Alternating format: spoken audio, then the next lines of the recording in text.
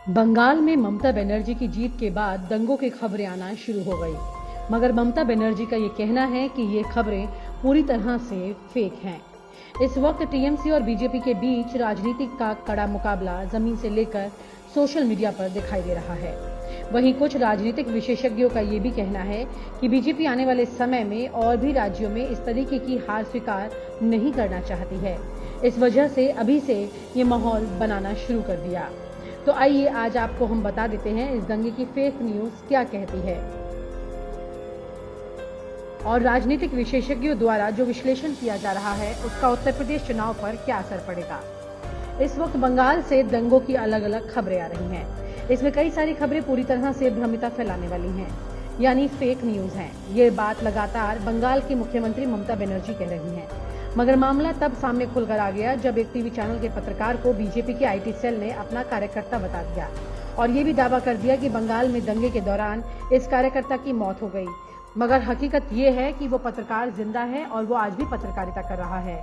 पूरा मामला सामने आया तो ममता बनर्जी का फेक न्यूज का दावा सच साबित होता नजर आ रहा है।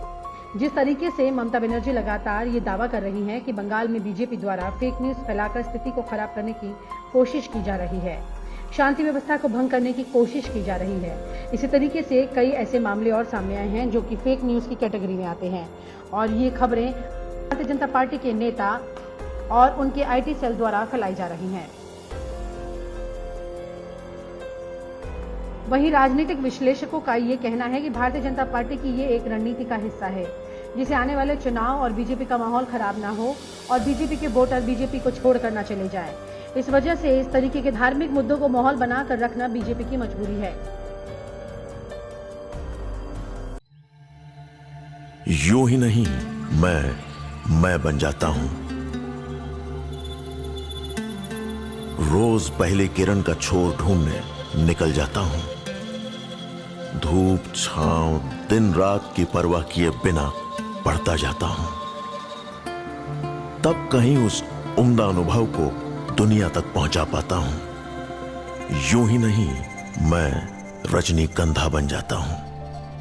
आने वाले समय में उत्तर प्रदेश में विधानसभा का चुनाव होने वाला है।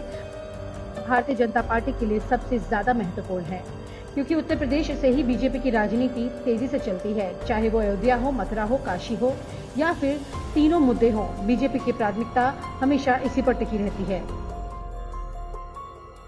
जिस तरीके से पंचायत चुनाव में बीजेपी को करारी हार मिली है, इससे बीजेपी के सूत्र बताते हैं कि संगठन के अंदर सब कुछ सही नहीं है। लगातार अंदर ही अंदर एक दूसरे पर आरोप और प्रत्यारोप की बातें सामने आ रही हैं।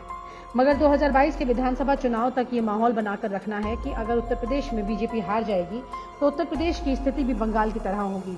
ऐसा विश्लेषण राजनीतिक विशेषज्ञ कर रहे हैं। वहीं दूसरी तरफ बंगाल सरकार जिस तरीके से बीजेपी के दावे को फेक बता रही है और ये दावे सोशल मीडिया पर फेक दिखाई भी देने लगे हैं, इससे कहीं ना कहीं ये सवाल उठ खड़ा हो रहा है, क्या बीजेपी धार्मिक मुद्दे को आने वाले सभी चुनाव के लिए बनाकर रखना चाहती है?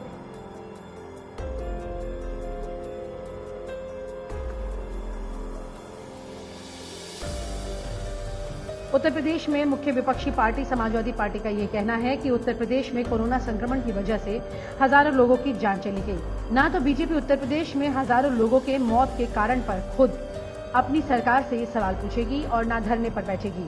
मगर अभी भी ये सवाल बना हुआ है कि आने वाले उत्तर प्रदेश के विधानसभा चुनाव एक बार फिर से धर्म के और जाति के मुद्दे पर होगा या फिर विकास के मुद्दे पर। और आप हमसे जुड़े रहने के लिए सब्सक्राइब करें YouTube पर, फॉलो करें ट्विटर पर और लाइक करें Facebook पर। और ज्यादा जानकारी के लिए न्यूज़ नशा की वेबसाइट पर जाएं। आपको टाइप करना होगा सिर्फ न्यूज़ नशा।